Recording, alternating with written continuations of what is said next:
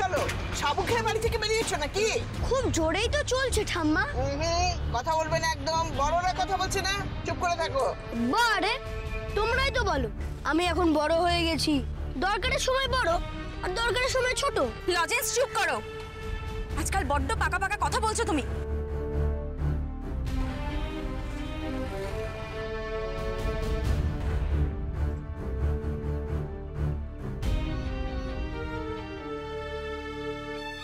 কি হলো বৌমা, বাড়িতে কিছু ফেলে এলে নাকি?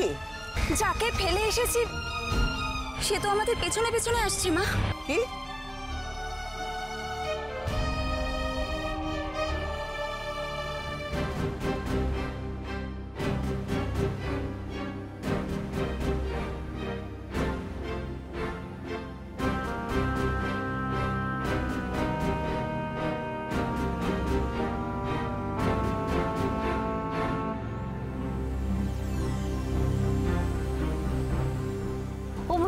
ও বৌদি আমাকে জাস্ট একবার কি ওর সাথে কথা বলতে দাও না প্লিজ, একবার প্লিজ। রুমি কি পাগলামো করছিস তুই? পাশে মা বসে আছে, কি হচ্ছে? গাড়ি দাঁড় করাও।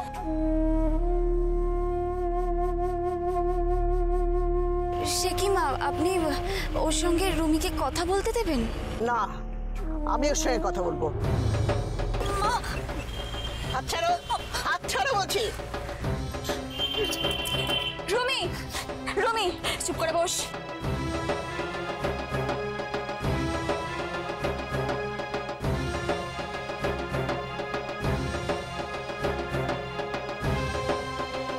কি হচ্ছেটা কি রুমি?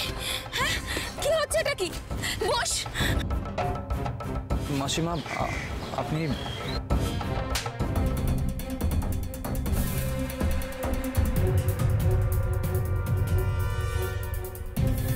আমার হাতের চটটা কেমন সেটা বুঝে নিয়েছো তো? আমার তিনটে ছেলে আছে, তারা এসে যখন তোমার শিক্ষা দেবে সেটা নিতে পারবে তো?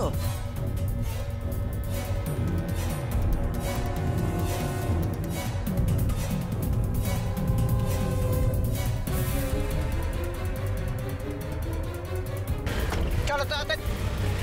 ওহো, এদিকে ঘোরো। রুমি ঘোরো বলছি এদিকে। চলো তাড়াতাড়ি চলো।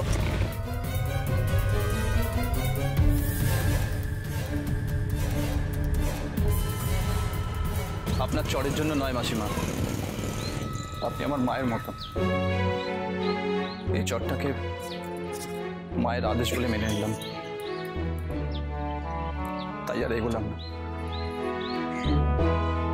এটা বিক্রম আঙ্কেল, কতবার নাম শুনেছি কিন্তু কোনোদিনও দেখিনি। কি সুন্দর দেখতে, কেমন ভালো মানুষের মতো মুখ। তবে কেন ঠাম্মার এত রাগ?